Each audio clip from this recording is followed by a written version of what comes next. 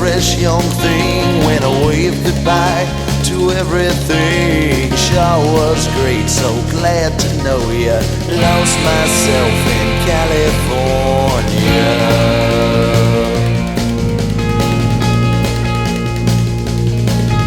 My cells fill with the hot air you breathe. Just another number in your black seas. Can they call home coming up for air? Will I ever find my way back home from here? Hey everyone, welcome to the Hollywood Dreams podcast. I'm here. I'm your host Santi Tricks, along with my fellow co-host David. Dave, how are you, man? I'm good, Santi. How are you? I'm doing great. When I'm not fucking up the intros, I'm doing good. um, okay, and so tonight we have a great episode. We got a great guest. One of my favorite bands to come out of the Sunset Strip, actually.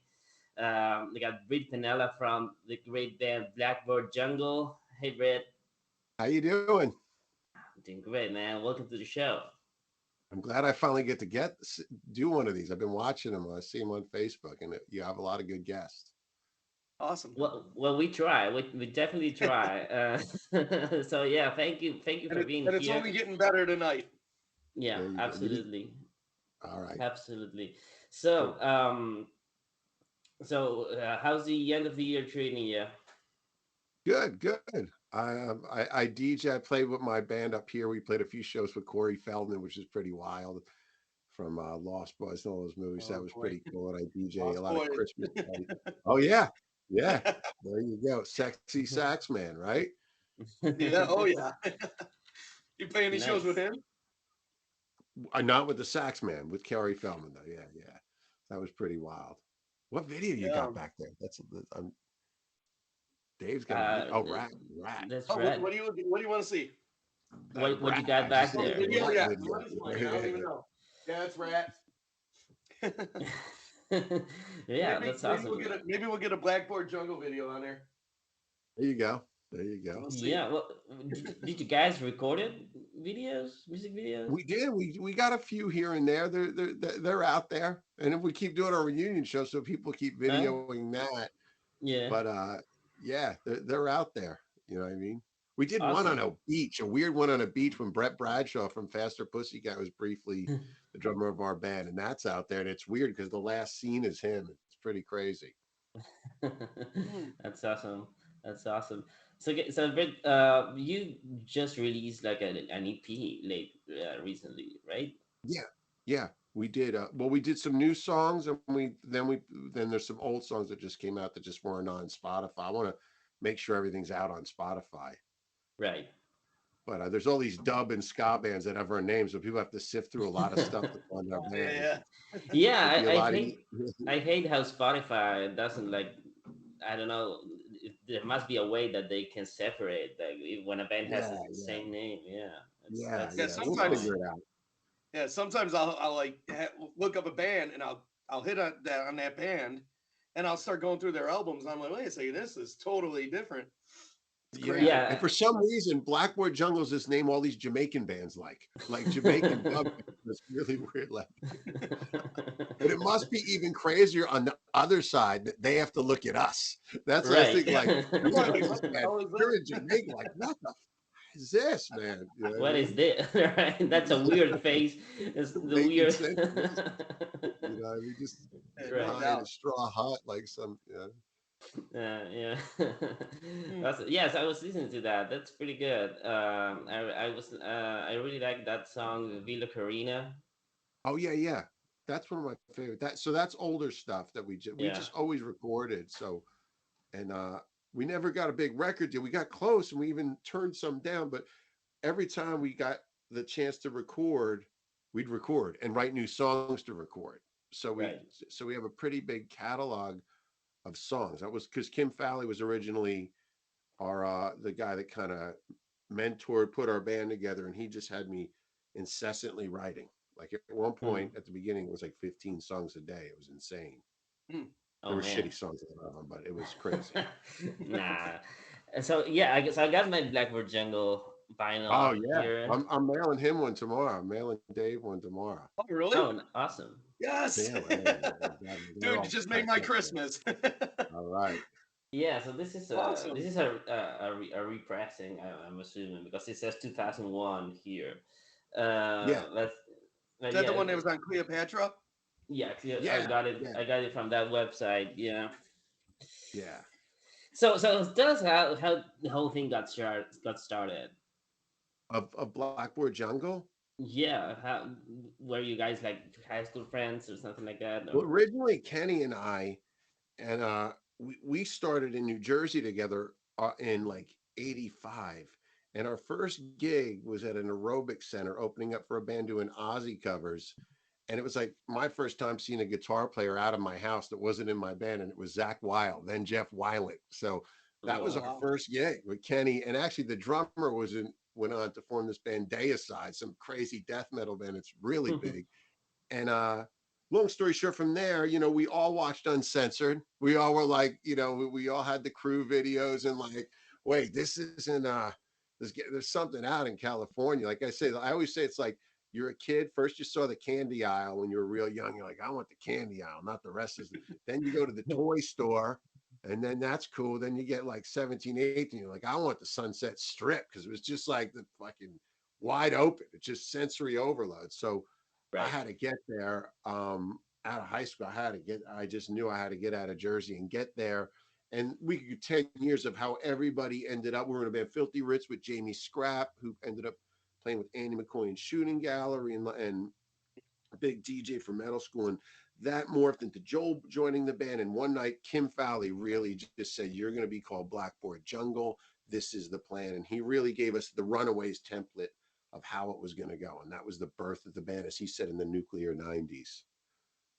So the name Blackbird Jungle comes from that old movie, maybe, or anything Yes, like yes. And okay. what he wanted to do, which I like, was it was the original rebellious rock and roll movie. It brought rock around the clock. And his idea was when parents hear, they go, "Oh, I know that movie." Just like when we Right. all like Maiden, and we like Rhyme of the Ancient Mariner, and your history teacher knew the names of the Iron Maiden song. So that worked. I mean, it really worked. And he was just, guy just knew. Yeah. He just knew teenage culture. Is it Yeah, he was a teenage? He just master at knew that it. kind of thing. Yeah, just master, Right. man. I remember at the Right. beginning, we would drive around with him in Dave's car. Dave had this old Plymouth, and to get through traffic in LA, he would lean out the side of the car and say, "Uninsured teenage car coming through. Get out of the way." We got through traffic. Yeah, it had to be Awesome. pretty wild hanging with that guy, man.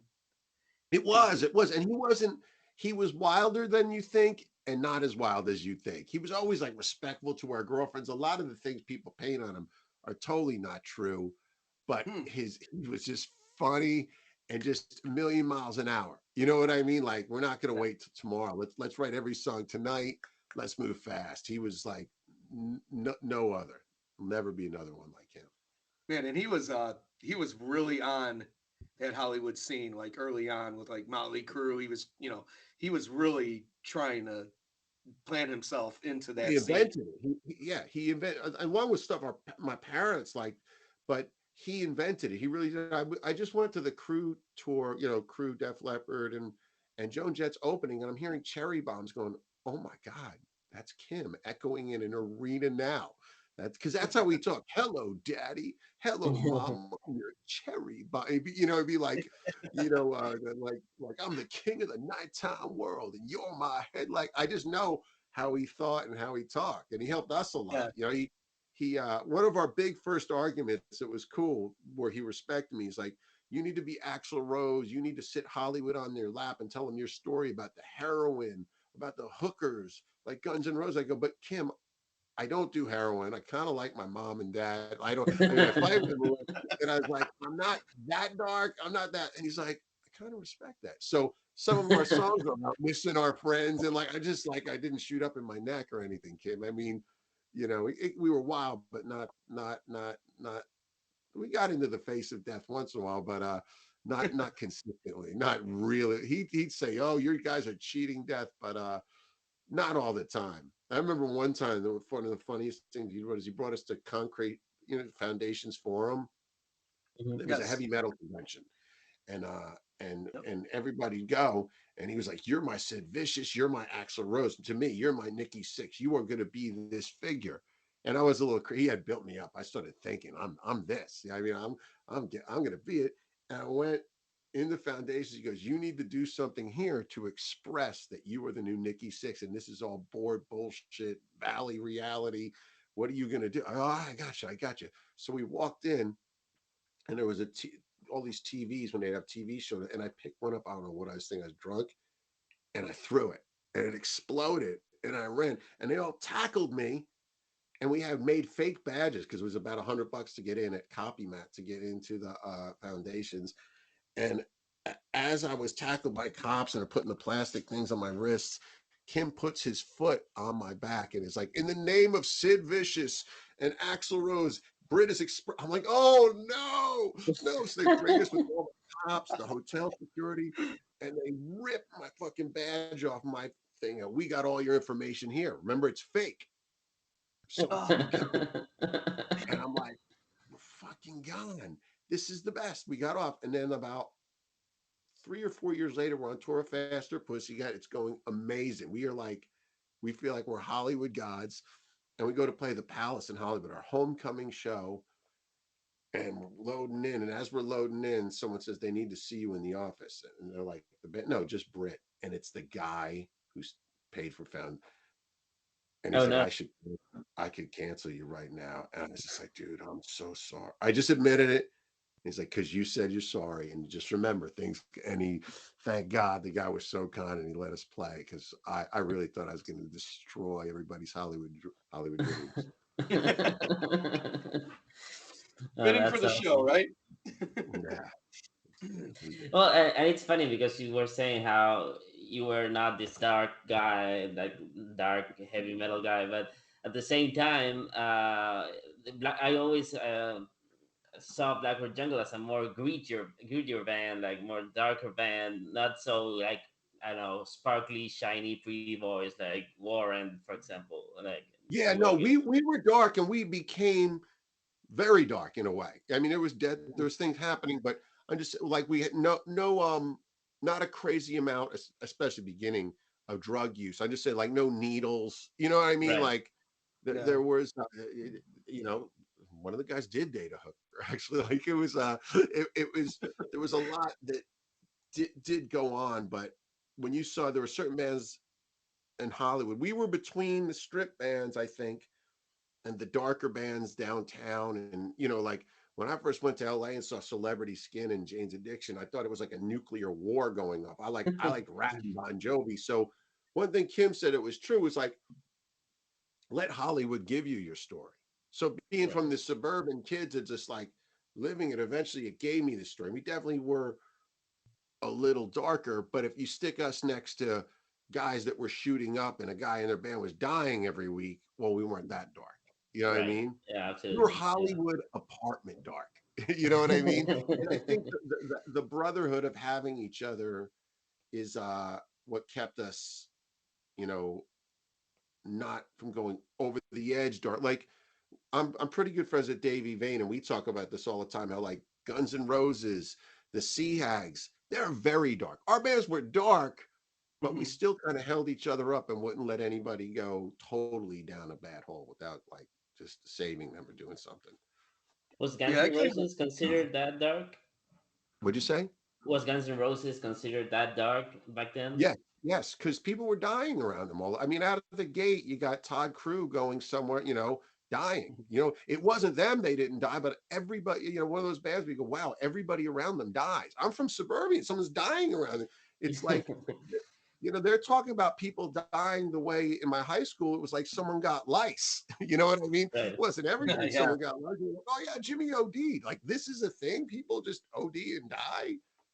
Yeah, So I a mean, lot of it almost happened to Nikki Sixx when Slash was with him. Yeah, I, yeah, totally. Slash Those was guys, there. I think it wasn't necessarily him, but remember, those people in life where it doesn't happen to them, it happens to everyone around them. You know Yeah, what I mean? They got like a suit for a funeral, a few changes, they got the drill down. You know what I mean? Yeah. No, You you're know, right. you're not You're right. thinking It's of that very many people dying if you're not in war at 22. You know what I mean? Right. Yeah, yeah. and yeah, go ahead. That I cut Oh you no, I off. was just gonna like say when I think of like that darker side of the scene, I think of bands, like Bang Tango. Um, I wouldn't really think Guns N' Roses as far as their style more or less than what what their aura was. But I look more like bands like I said, Bang Tango. I would definitely say the Sea Hags for sure, Yeah, and yeah, more of like that grittier, darker. There were quite a few bands that actually came out, and Yeah, the LA you guys, Guns. Yeah. LA Guns, yes, I would Yeah. I would consider LA Guns part of that little yeah. scene, and those were bands that I thought were going to be the next big thing. I always looked at that like, okay, this is where the scene's going. This is what the future is. Yeah, And yeah. I thought, Guns N' Roses obviously ushered that in. Um, but I found more like with you guys, and I don't know if you read my little thing I put on Facebook, but I hear some social distortion in there. I don't know if you guys were Yeah, big punk fans, Southern Cal punk fans, but I hear Social D. Obviously, there's some Faster Pussycat in there. yeah, I mean, yeah. it's like it was just a very cool mix, and Yeah. almost like you had a nice alternative sound, but it And wasn't. I I think I, that I came felt that it from was a natural yeah, sound. because I think like I like now like I think that once what's that don't take me for granted that line in that social distortion song I'm the volume and you're fucked up teenage man. It's one of the best lines ever. Yeah, But Mm. I had a Bruce Springsteen chord book, so I would do folk chords and kind of write folk songs and give them to Dave to make electrified, and the band would electrify those songs. And it wasn't. It's just what I did with a little acoustic guitar. Dave would say, "You bring a campfire song and we electrify it," which is, I think, what Social Distortion does. I just saw them do "Wicked Game" by Chris Isaacs. I think these songs could be anything, and then there'd be songs I'd be like, "Wow, Drama Rama, anything. That's a cool song." What he's saying, and that, and then Faster Pussycat was just like, remember hearing Little Dove and being yeah. like as we're forming the band, like this is what I want the band to be. This is like this rock meets Prince meets, and in River of Love, what's funny is we ripped it off. We go da da da da da da. We ripped their part off of that song, and then Brent was producing us, and he was working so hard with us that he didn't get to go. He wasn't writing enough for Faster Pussycat. So he goes, I got to rip off one of your songs and bring it to practice tonight for a chorus. And you can't say anything. I was like, all right, it's cool. And he took River of Love down, down, down, down, down for Body Thief. And if you listen, the riff from River of Love, our riff, check this, is in Body Thief. And so the same song that we ripped him off and he ripped off for his songs. That's pretty crazy. That's funny. But yeah, like that folk that, it's like I straight grew up on fucking Nikki Six, everything, Hollywood, Unsent. That's just like I need to be Nikki Six and Axl Rose and Guns N' Roses and Mm. whatever it's gonna take. But I gotta kind of be myself. Like I didn't know who Hanoi Rocks really were when I was in New Jersey. It's like Rat, Bon Jovi, Crew.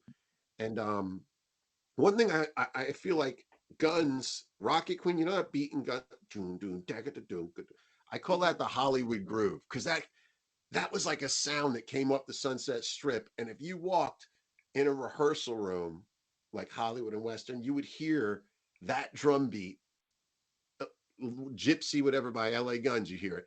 That was like the beat and the sound of all those bands at that time that kind of separated them from the Warrant bands. Is like, and I love Warrant. I mean, that was like Yeah. that thing. You know what I mean? I think a lot of the darker bands was just a sea of confusion. Like, I kind of want to have a banner like Warrant, but I like Guns N' Roses, and we don't have anybody to silk screen a nice banner for us. So we're in between it all. You know what I mean?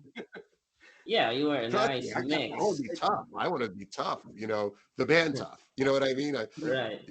And just you end up incubating. We did a lot of incubation of the Coconut Teaser, which I think was one of the biggest places where we all got to become us because there was no pre-sale tickets. There were amps there, the Glamour Punks and Blackboard Jungle and Swinging Thing and Godzoo. All these bands were just melting together and finding their thing there. And then the big boys where they see like Broken Homes or like some darker bands or Rattlesnake Shake, just different things. You know what I mean? That was a big thing. And then you go back to the Strip. That was like in between it all. Yeah, I was about to say that you guys were a nice mix because you had songs like Chicago, for example, which is on a more commercial approach, maybe, and then you got darker. For example, my favorite song, California, that has this aura, like this. I don't know. It reminds me a lot of the Hotel California by the Eagles, for example, And it's right? the same. And You're good. That's a minor chord, and that's my favorite Blackboard Jungle song.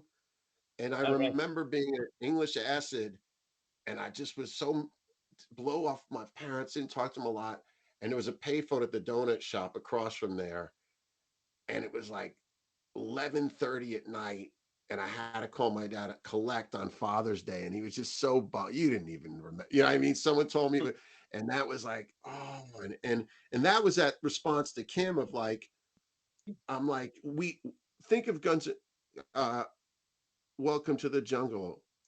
He, we got everything you need to bring you to your knees. They're the ones bringing you to their knees, self-proclaimedly. They're the bad guys. They go, bitch, do this. That's what Guns. That's another thing. We weren't like that. They were just like, walk down the street naked if you want to sign us. You know, we were nice. You know, what I mean, I think we're basically nice. So that was didn't have that fucking turn around, bitch, I got a use for you thing. I don't think we have one song about that, and it just did. We didn't, and California is just about fuck, man. This is my version, like you say, Hotel California. That's my version of like, wow, I'm young, I'm here, I miss my parents, collect calls, and I don't know what's gonna happen because I remember getting to L.A. meeting Stevie Rochelle. Thank God, the first night, who I'd the month before been in New Jersey, putting rock scene magazines away, looking at his picture. He's very cool to me. But at the end of the night, when the strip cleared, it was like a movie. Gazzari's had the wall of stars, but they had these big poster kind of windows, and that band Burnett was in one. Yeah. And I was just almost in tears because, like, my mom just let me start growing my fucking hair, and these guys just got hair down to their waist, look like rock. I'm like, how am I Right. ever going to do that? Like, you know what I mean? Like, how am I going to get a sing? It just seems so far away then. You know what I mean? Right. Right. Yeah. Like it's impossible that you're gonna be that cool. Even a tent that cool. And then there were some Right. nice guys like Stevie. I remember Christy Crash from Pretty Boy Floyd put us on. That was our first gig in our band, Filthy Ritz. He put us on a gig with them and the Zeros at midnight. I thought we were headlining in a way, but that means everybody's leaving. But that made us get it together. That thing we're like, oh, we got a gig April 1st, 19, I think it was, yeah, I think it was 89, and we got to get this together. You know what I mean? And that was the beginning. That's awesome. Yeah, and let me tell you, you definitely got away with words. I always thought that Blackboard Jungle was a band that had were more serious in their writing. A lot of it's not like so. I don't know. For example, the song "Paint Your Picture." It's about a girl, Yeah, yeah, yeah. but it's not like, hey, I want to fuck you with the lights on. It's more, I don't know, it's more poetic, right? You get thunder Yeah. and lightning sleeping in the same bed, so they got sugar love you to death. I don't know. It's a thinking man song, and I always appreciated that. Thank you. And I love words. I grew up Bruce Springsteen being a hero and Nikki Sixx. I think of Yeah. Danger, my crew. And that thing, I always wondered too, how will I have a theme when I have a band? But Caroline, the girl in Caroline is the girl in Paint You a Picture. And that was a girl that lied to me about her age. I was like 18. She said she was my age. She was closer to 30, running around with Axel, working at the whiskey way above my pay grade. And she just had me going out of my mind when I was so young. I was just like, that Hollywood insanity driving me nuts, all my insecurities. All of a sudden I Mm. like was just so rattled by her. And one night she was like cheating on me at the whiskey with the guy from Wicked Gypsy. And that was the beginning of Blackboard Jungle, because all the listeners, because she was doing that. Someone called me from a payphone and I was home. She did that. I tried to leave. She called the cops on me leaving. I remember there was a cop. They were going to arrest me. The cops got me arrested, and I'm just trying to leave. And the cop says to me on Fuller, right across from the St. James, he goes, "Why'd you do this?" I go, "Man, she cheated on me." And he goes, "She cheated on you?" And I'm like, "Yeah." He goes, "My girl cheated. Hey, uncuff him. Go, man. Oh my Let me god. go." And I moved to a big apartment in Alta Vista, and that's where all the pictures were. And it was on those stairways that I wrote Caroline that was about her because her dad was a race car driver that had left, and she was a girl in Paint Your Picture.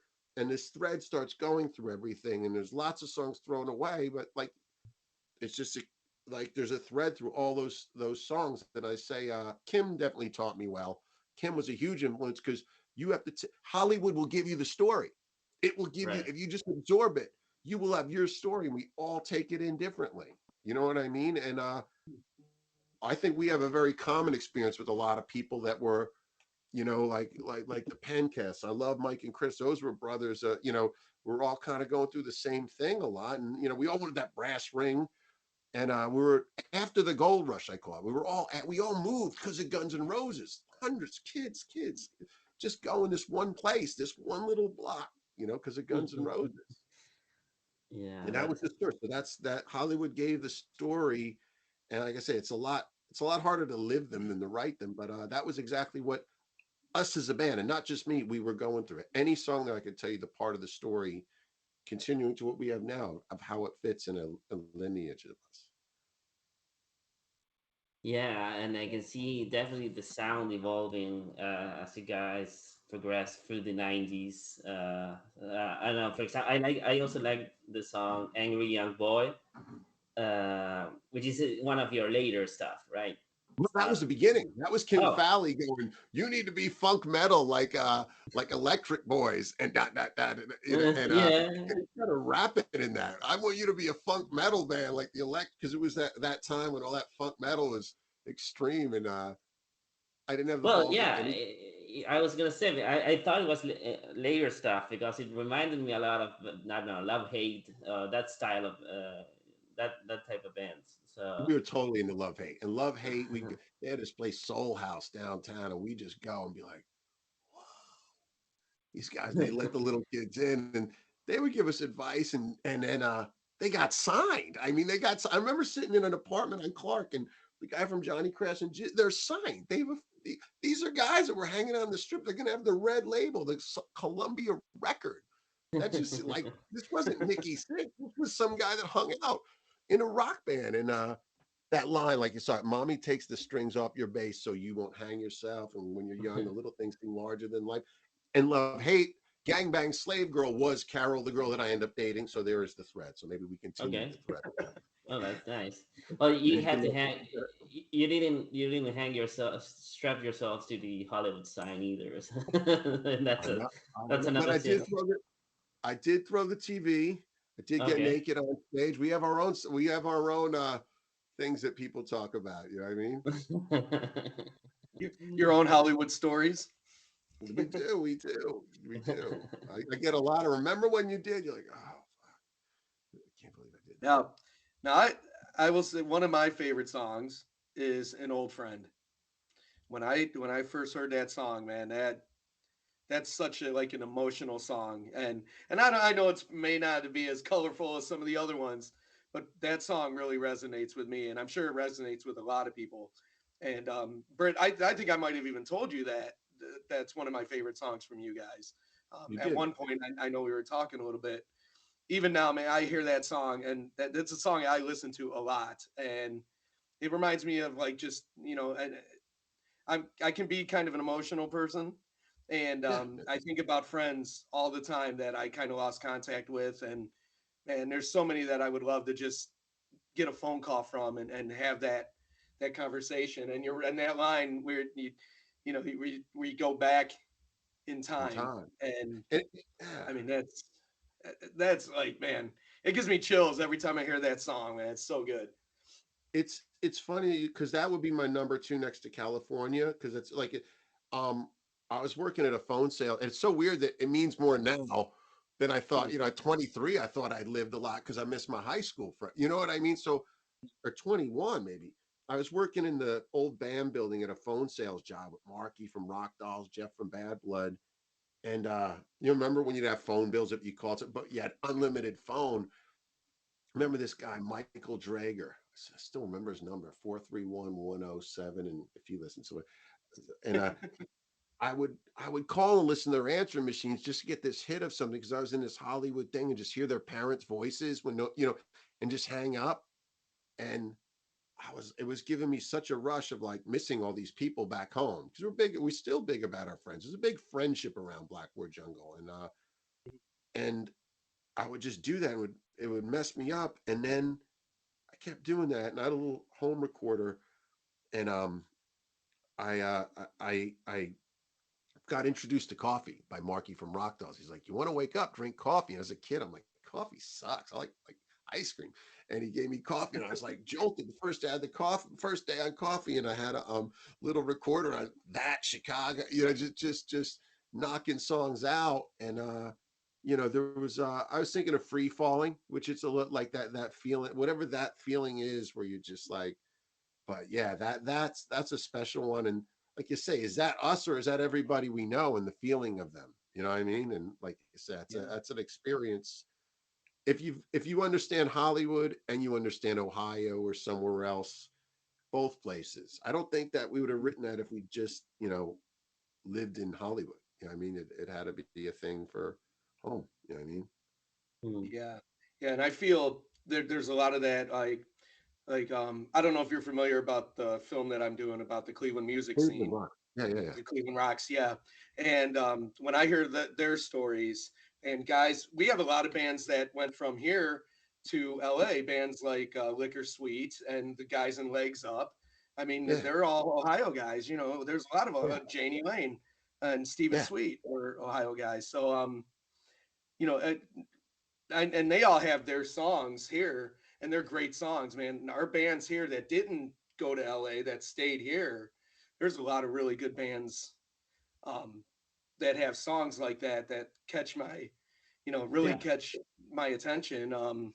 We had a band, Fatal Charm, with Joey DePasquale was the singer and the writer, and he had a song called More Than Goodbye, and it's a ballad, and it's got it. That's another one of those songs that just and you Yeah, feel it. And yeah, I couldn't imagine what they would feel if they had gone to LA, but yeah. Mhm. yeah, it's amazing. I It's remember amazing. one of my big big influences of a song when I got to LA. Stevie gave me a tape, and obviously Heaven. I love that Janie Lane said the word suburban skies. Like no one was Mhm. saying that word in LA. That probably was more its influence on Blackboard Jungle. He said the word suburban in LA. That was so huge to me in Heaven. Pulled Mhm. at my heartstrings because it was just not Hollywood nights. We're gonna fucking party like fucking going Right. Yeah. down on the trip night. So it was like Warm is that thing like that. And Stevie on the other side was Summertime Goodbye by Tough. And that just reminded me Mhm. of that feeling Grease or those movies give the end of the summer, which is always a melancholy feeling, especially in Jersey, where just the Yeah. summer ends and I was just back and you just walk on the boardwalk where all these energy is it's gone for the season. Like that Boys of Summer type emotion. Yeah, that's such a good song as well. "Summertime Goodbye." Yeah, Oh, it very I, good. definitely has that nostalgic feeling to it. Like even the main guitar riff has that. yeah, It's mean it's like song.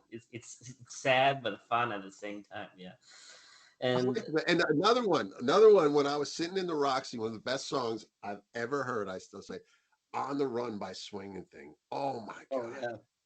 I just yeah, have no good. I just remember the first night they played Paul singing that and just going like, oh my God, this song is so good. One day I'll write a song this good. It pulls heartstrings like this. And I think that was Old Friend was that for us. yeah, yeah. Yeah, No, no, definitely. definitely. I can definitely. That's a very specific like type of song, and it's one I really enjoy as well. Like that, I don't know. I End of the Summer Days by Taiketo comes to mind, for example. Yeah, That yeah. like it's like nostalgic but not sad, but like I don't know. Yeah. Like Yeah, I'll remember you. But I think what's cool is all that heaviness that surrounds it, that sits around it in a band's story. That if you don't have tune, this sits inside of that. Like the Down Boys makes Heaven that much more. These Right. guys are talking about going down it like, then they Yeah. all right, we're gonna be real for a second. You know what I mean? That's what's cool in all these band stories is how you get, Guns, Sweet Child of Mine doesn't happen without Out to Get Me and Rocket Queen. It means so much more next to those songs. Right, Yeah. definitely, definitely, yeah, definitely. So in terms of getting a record deal, a lot of people usually tell us, "Hey, if we were only uh, there like a few years earlier, we would get a record." But with you guys, I always thought that you guys were too early, actually, with the type of sound that you had. Right. Do you think that's a fair statement, or? Yeah, I just think we were dumb in the sense that we should have just kept putting stuff out, which kind of is what we're doing now. Just like you thought you needed a record company and all these things to do it when all along we were doing it. We were selling. We were Yeah. very lucky because this guy Greg Workel, that was our manager, put our stuff on CD. I think it's very sad when a band was great and wasn't properly recorded in their heyday, because that's what Nader the Priest took me in my room. I met from London and he said, "See this?" It was his CD. "You don't got shit if you don't got this." And he showed me that. Come on. And he took us on our first like road trip to Arizona to play with them at the Mason Jar. And you need to get a CD and by being properly recorded. I have this thing where you had to have paid over $50 an hour, or else you're probably not recorded right at that time. You know what I mean? You know what I mean? Because it suck when you saw a band? I'm sure in Cleveland, you saw this band and you're trying to tell people about them, but then you got this shitty recording. You're like, you know what I mean? It's like, Yeah. Yeah. we had an A-level I, recording. I still hear that today. I'll still find bands and the recordings will be awful. And it's Well, like, yeah. So one of the bands that I think suffered the most from that, and maybe Red, you're familiar with them, is Anna Black. Like they were huge with Yeah, Sunset Strip, and all of they only recorded demos, well, they did release like a vinyl album, but that was early on in their career. So, but their later stuff, which I think is the better stuff, it's only demos, and it sounds so bad. And I wish it yeah, was recorded better. They never got that record deal, and they never. That's all hand me downs from cassette tapes, I guess, and yeah. it gets progressively worse as people pass it on through the internet, right? So, And even the band itself, like, listen to Guns N' Roses on my favorite band in the world, by the way. Uh, yeah. Listen to them on Live Like a Suicide, but then listen when a producer, someone kind of corrals it a little bit. Like, we were lucky enough to have Brent Muscat bring in this guy Paul DeGray, all the people that produced us, Kim Fowley, that took our rawness and kind of made it bigger.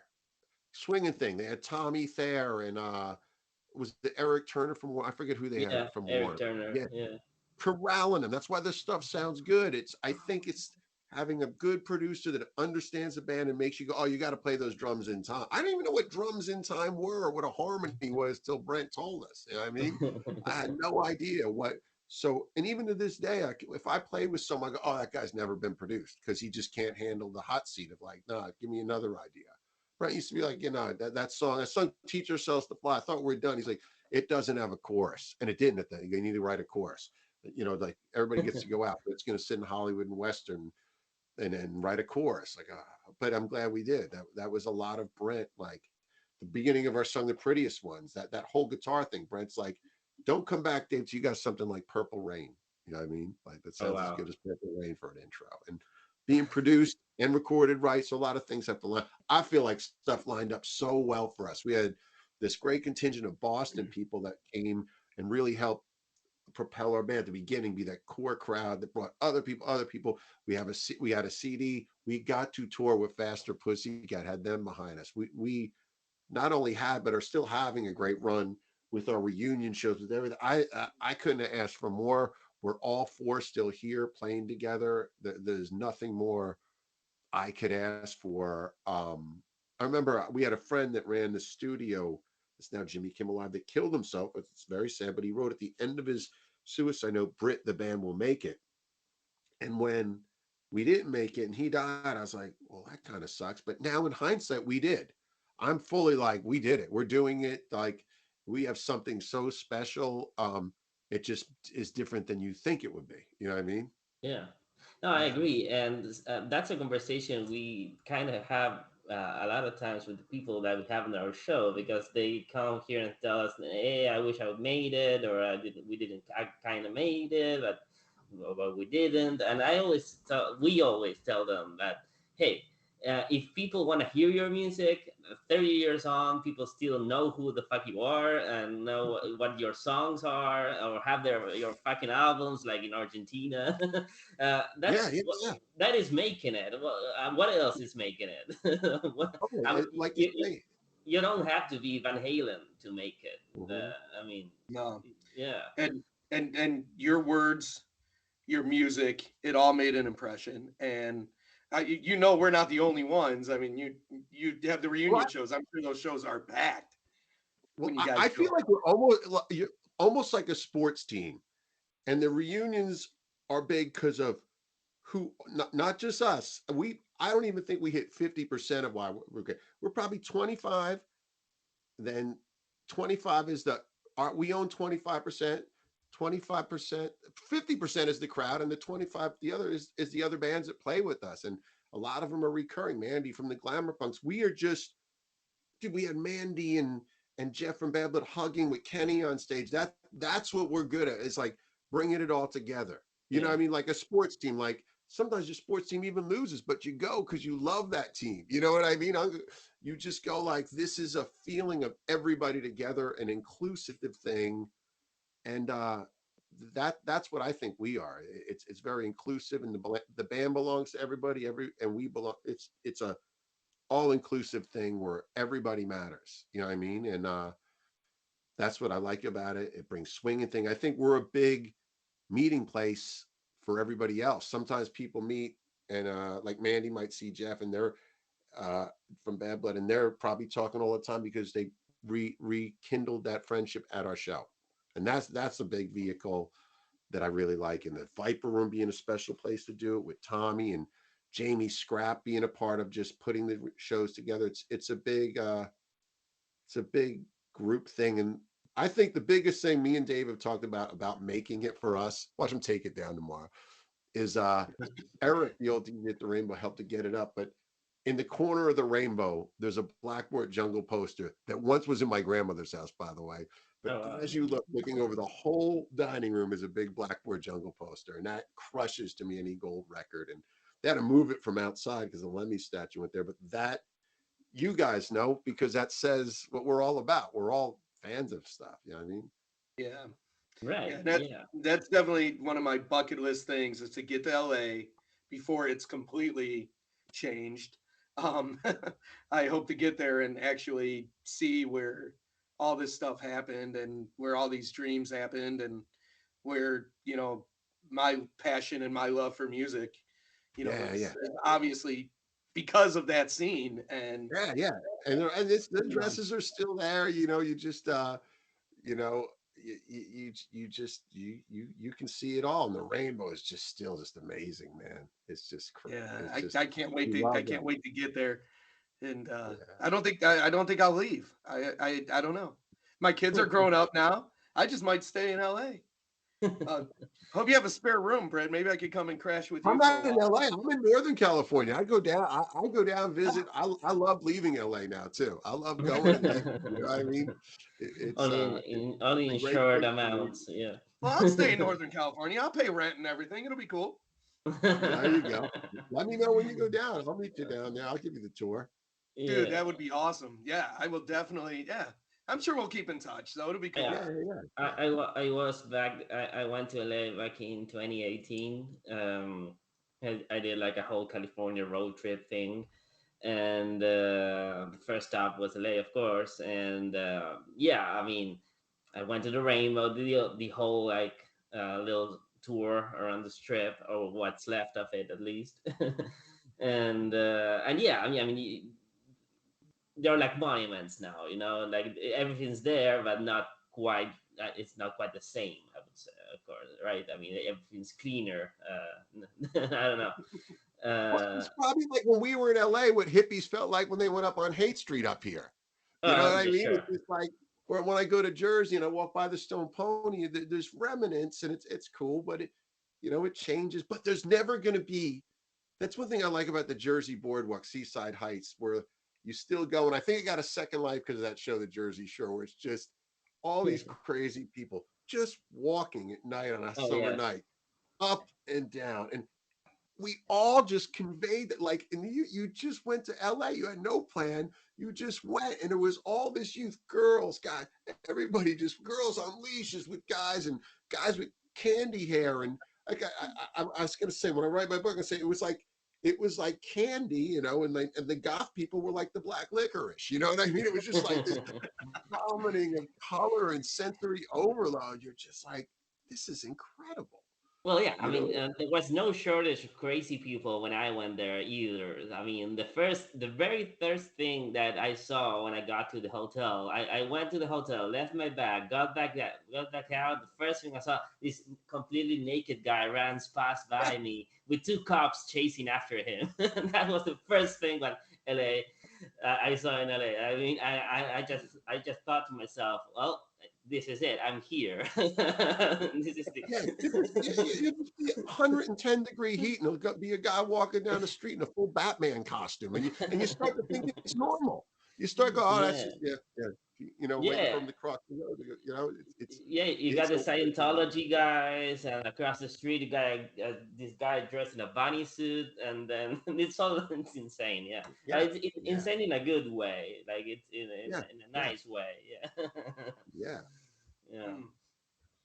yeah. It's There's crazy, nothing but like Now, I had a chance to go back in 2001. Had a chance to go to CBGB's in New York, and that was. I'm glad that I got to see that that's and go cool. inside there and got to meet Hilly Crystal and everything, Oh and it wow. was that was a pretty cool experience. And we went there actually for a Bouncing Souls video shoot. Okay. And when I was talking to their bass player, and and I was talking to him, and Brian's like, "Dude, you guys came all the way from Cleveland?" And me and my wife at the time were like, "Yeah, yeah." And, he's like, "Oh, you guys got to come and get it. You come take a tour." And he took us in, and man, I stepped in there, and I just pictured the Ramones and Blondie and all the people that hung out in there. Guns N' Roses played there. Totally. And it was just, and that was big. I'm glad I got to see that. So Yeah. the LA Well, that's thing's definitely next. it's all just there's a thing, and we're not crazy. Well, we are crazy, but there's a thing in Asbury Park where a few years ago, Bob Dylan, arguably the Shakespeare of our time, he gets brought into a police station because he's looking in this window, and he doesn't have ID, the young police officer, and he gets and he's laughing, but they bring him to the station. People are like, why'd you, Bob? He's like, well, I don't carry ID, but he was looking at the place Bruce Springsteen, Born to Run, a little house, wanted to look in the window that he looked out of. You know what I mean? I think this, if you're into this, you know, you just want to look so much at these places where things happen and feel those ghosts. And that, I'm not even a big ghost guy, but you know what I mean. Just right? Yeah, that thing. yeah. That there's some Aura. connection. You know what I mean? Yeah, there's It's like a like an aura, like a mystique around the yeah, yeah. place. I Yeah. mean, There's my when I friend when, Ray and when I walked into CBGB's, man, I just like I said, just instantly, I pictured the Ramones up there yeah, playing 1976, up there, just rocking, and I stood there like just taking it all in, and I could, I've seen enough videos, and you know the history if you're a music fan, and you yeah. just it's almost like it goes through you, Do and you guys know it's hard to Yeah. explain, but I mean that's the best way I could explain it. Do you guys know Ray and Belcher? He has a country thing he did with Stevie, early Ray, he covered Cher, but he goes to these places. I forget the name of his Instagram, and he takes a picture like where Crew took the picture on La Cienega, and he Uh, stands right in the same place. It's really, really cool. You know what I mean? Like he was the other day, he was in the gym where they did Back to the Future. He shows the scene, and then there's it. Yeah, there's something yeah. Who magical was about that? What was his name? Ryan Belcher. I'll send you his Instagram. He Okay. also goes by Early Ray. He does like he does a thing on that. I forget the name of it, but I'll find it for you. Yeah, Yeah, that'd be cool, man. I love seeing stuff like that. I And he did has a that. song. He covers Cherry Pie Country in his thing called Early Ray. Stevie produced it, I guess, and Bobby Brown's in the video. That's another. Oh wow. Yeah.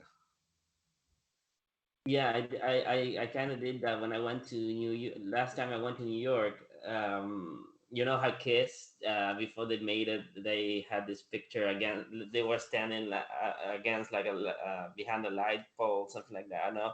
And I searched what intersection was that, and I went Yeah, there, yeah. and there's still Oh, the you talking same about the light Dress to pole. Kill album cover I think so. Let me. when they're in the suits? No, no, it was Oh no, not. it's oh when they're like I think Paul's hanging on it or something. Yeah, they were like on just from random street, and I searched that. I went there, and yeah, I mean, it's just a street. It's just like a corner in New York, but I don't know. It has to, when you know what Yeah, happened there, it has a different feeling. Yeah, yeah.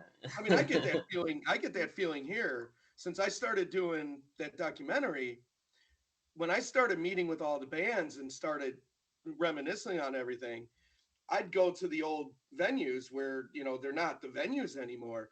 But I remember there was a place we had here called Flashes or Flash Gordon's. Um, and I just went there. It's like a CVS now or whatever it is.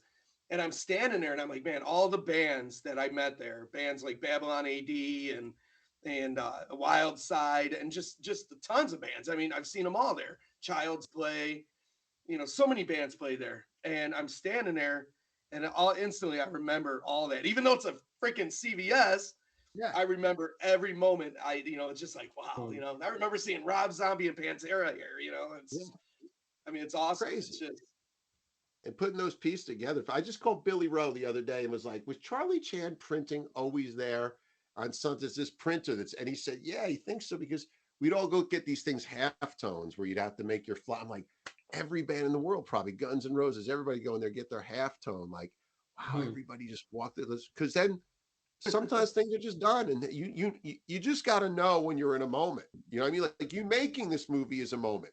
Us doing this is a moment. You start to get old and go, all right, we're in something right now. They always have these moments, but nobody, I don't think, knew what a moment we were in, and like this time could ever end. You know what I mean? Right. It's even this summer going to that crew Def Leppard Poison, going like, wow, me and my buddy, like we're back. We're in this. These bands used, 15 years ago, they're playing the county fair. This is pretty amazing tonight. You know what I mean? That we spent yeah, our $200 and like I'm glad we did this. You know what I mean? that's how I felt when they played Cleveland Stadium here. And I was just like, I think I did more looking around Yeah, at yeah. like, I seeing young kids rocking and I'm just like, wow, this means something now. This is, this is Yeah. cool, and it's, Last week I went to see Wasp and Armored Saint. And it was like there was a vibe oh, in the building, like a Bay Area metal vibe, and like kids and girls, and like not that it would be like this is something, man. Like this didn't even matter a few years ago. I don't know why. And Blackie was talking about it on stage. It just does. Why one year Yeah. does Kiss play the county fair, then one year they play, can sell out stadium, Def Leppard. It all just goes and goes. You know what I mean? yeah.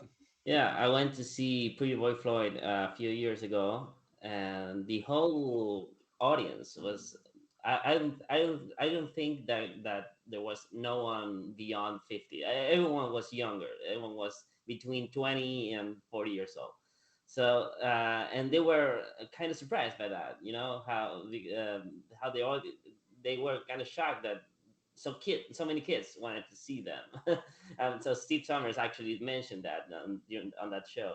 And but yeah, I see more and more younger people getting into the genre and getting into the heavier side of music, and I think it's really really cool, as you guys are saying. Yeah, with Stranger Things and all these things, bringing things up, like um, and even like you say, like it's funny because Alley Cat Scratch, Pretty Boy Floyd, more than us, more than a lot people like go, I want glam rock.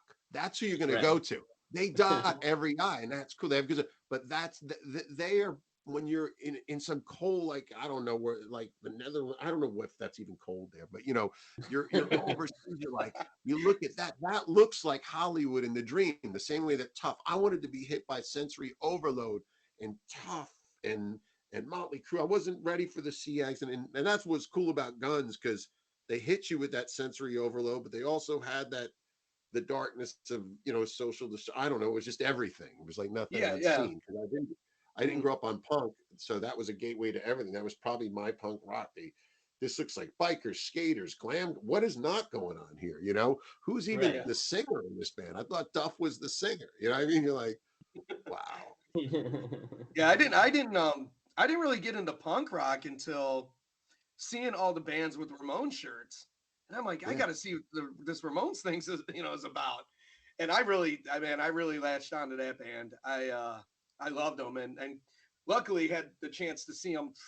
I would probably Oh, that's say no cool. less than 20 times here in Cleveland within that short period of time. And I seen them in clubs. I seen them, at the Cleveland Agora. I seen them at our big place here was Blossom Music Center. I seen them there. So I mean, I seen them on all you know levels, and I mean that was awesome because the energy that they gave. And I think that's what I was missing when the 90s came around and bands started to fade away and newer stuff started to get ushered in. I didn't feel, although I don't hate those bands, I just feel the energy wasn't there. Yeah, It was and, a different kind of in vibe.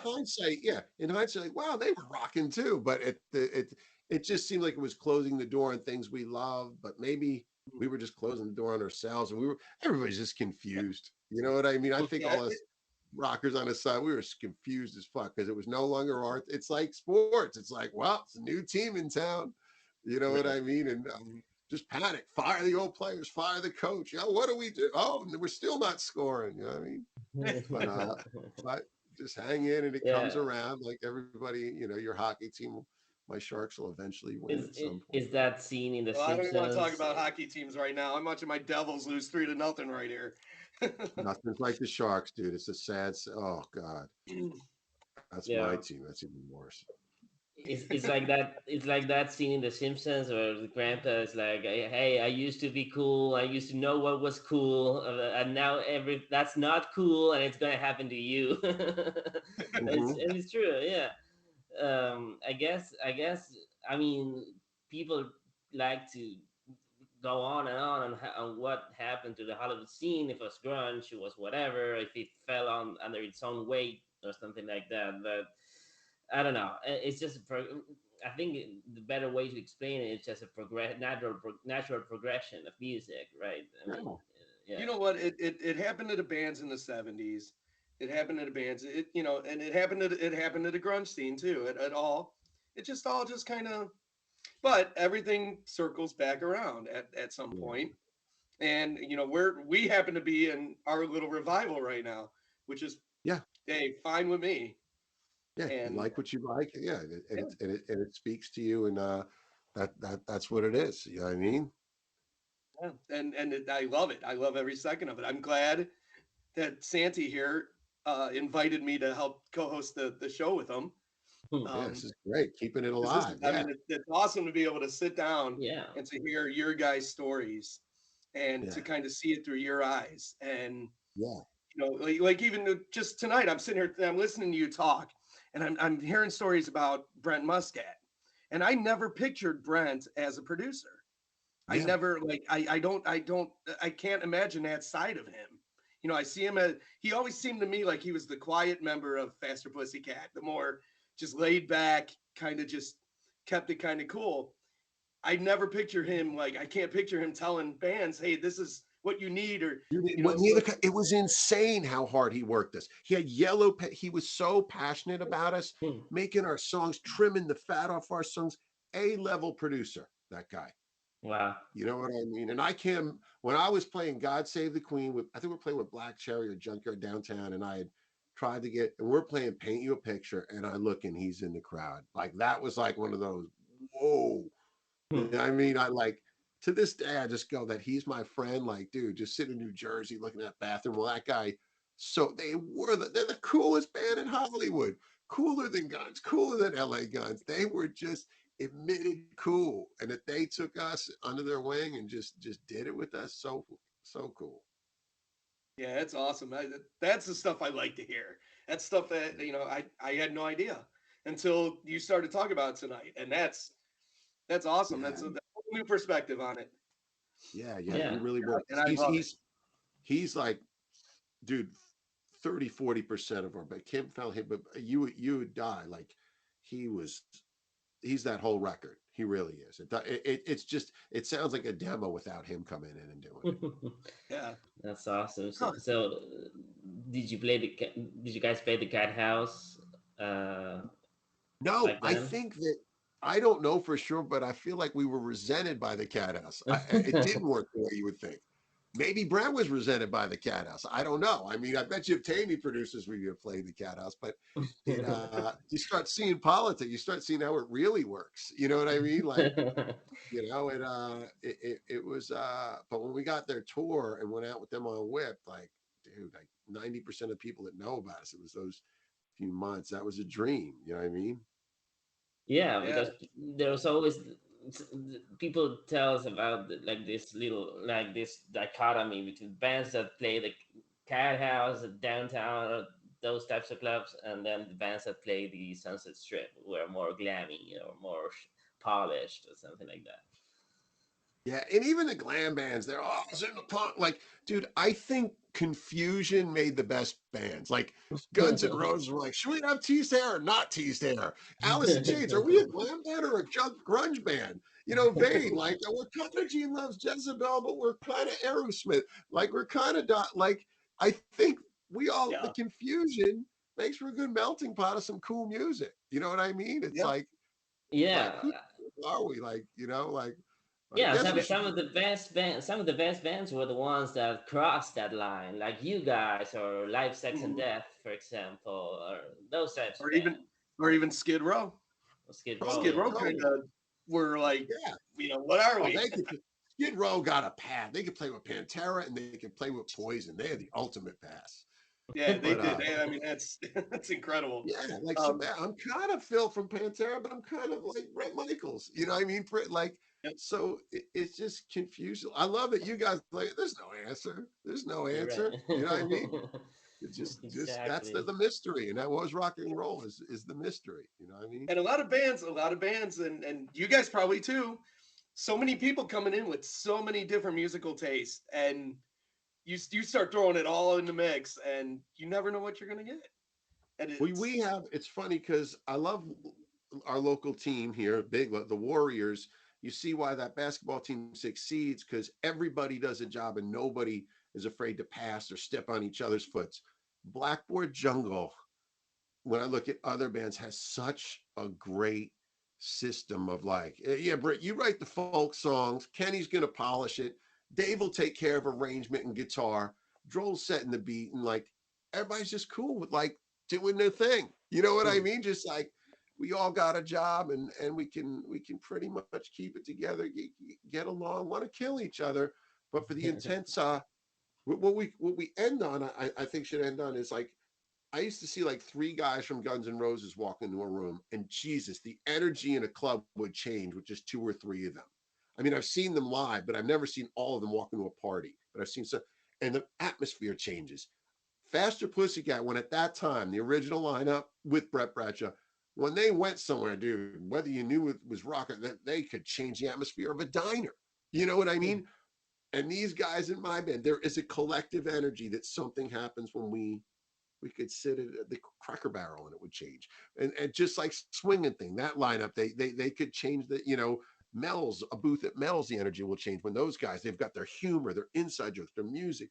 And Sonny's crazy. Chris's doesn't have his shirt on. Mike's grounding it. Paul's, like it's the same with us. It's just it's that thing of Yeah. personalities that if you can keep it together, which swinging thing, they keep it together, original lineup, and weekend. That's something really special. And mm, I see some of these bands that just fucking hate each other. Like that's so sad. I mean, I hate these guys some days, like you hate your brother or sister, but when they just hate each other and oh mm. man, that's And just you rough. have five different versions of a band, That something like that that. drives me crazy, man. When Yeah. there's three different Oh versions yeah, of a just band, I'm like, just come on. yeah, It's just like why? Yeah, you know. Yeah, it's it's The so crazy. only one I get irritating. is Skid Row. I've seen that guy out, and I'm like, they're the only ones that I go, all right, I understand why those guys are like, can't do it. You know what I mean? With someone so Right. brutal. I've seen that guy out, and it's just brutal. Yeah, You yeah. And Yeah. we had Chris from Swinging Thing on the show a few weeks ago. Uh, know? it was so Awesome. funny. Yeah, it's like you're spot One of on the that. most interesting podcasts we've ever done, to say the least. Oh my goodness. Yeah, Oh, he's a wild man. Yeah. he was just going on an Uber and talking with people on the street while having the podcasting review. It was so funny. But yeah, Oh that's man, it was definitely so good. you can definitely tell that he's the center of the party everywhere he goes. Doesn't Chris reminds me of if Tommy Lee never made it? Chris is like total Tommy Lee. Yeah, like just that. Every time I hang out with him, it's just like Tommy Lee, the good-looking tall. Yeah, what's up, bro? Yeah, it's great. It's funny. You're doing all that moving, and we didn't have a picture, and we didn't have a video of him because Oh, he okay. was Yeah. he was out running errands. He was talking on his phone. I pictured him doing exactly what you're doing every time he was Oh talking. yeah. I was just in the corner with him. He looked outside the Viper, and it was like, yeah, bro, Yeah, we it can was do like, this. yeah, Yeah, like Oh you man. know, yeah. I yeah, picture him as in the video for "Staying Alive" of the Bee Gees, like walking with his swagger and his. yeah, oh yeah, yeah. We place bets if when we see Chris, he's gonna have a shirt on. He's in incredible shape, so that's our big bet every year. Is he can have a shirt on. But, Cool. Yeah. well, thank Yeah, you it guys. cracks I me gotta up. get rolling pretty soon, but this is a Oh, great time. Yeah, it's been yeah, great, man. man. I mean, I feel we could talk for hours, and we We have. should do I it don't So doubt it. again. yeah, Let's yeah, we do it should. again anytime you Yeah, want of to do it. course. Yeah, sure. I And mean, whenever if you when are you writing new stuff or? yeah, oh yeah, we the way we record now for Blackboard Jungle. I have a band Fire in the Ashtray. And actually, you might like we have a song. We're all here because we're not all there. And Tammy sings the chorus on it, and Jeff from Smashing Pumpkins plays the guitar solo on it. Just go to Fire in the Ashtray on any Nice. streaming platform and you find it. But yeah, we just did a bunch of songs. What I have is I went out to Arizona. Our second batch I wrote with Dave. Um, and he records them because he has perfect timing. And now we're going to bring him to Joel, who'll play drums, and Kenny will add his vocals, and Luke Tierney usually ends up producing it from the Fizzy Bangers. And we did 2 songs with Luke, and they're about LA. It's called Blackboard Jungle Street Time, a 2-song EP we did with Luke. That's pretty cool. And Nice. there's a lot of LA references in those songs, but that's to come shortly. The next batch. All right, man. Well, so Okay, when cool. when you guys release that, let's have you back and talk about that. Okay. Sounds good, Yeah, guys. And and stay in and touch. I'll And promote it on. It'll be on my Facebook all over. yeah, So yeah, we'll do it. And I'll get I'll you put that it down. record out tomorrow. And let's Awesome. all stay in touch. All right, Yeah, man. definitely, Britt. Great Thank you Awesome. time. so much, man. Thank you for Great being on the time. And show. it's great hanging with guys that know their stuff. I love it. Yeah. All right, man. You have a good night. Take All care. right. Thanks, guys. Awesome, man. Thank you. Take care. Bye.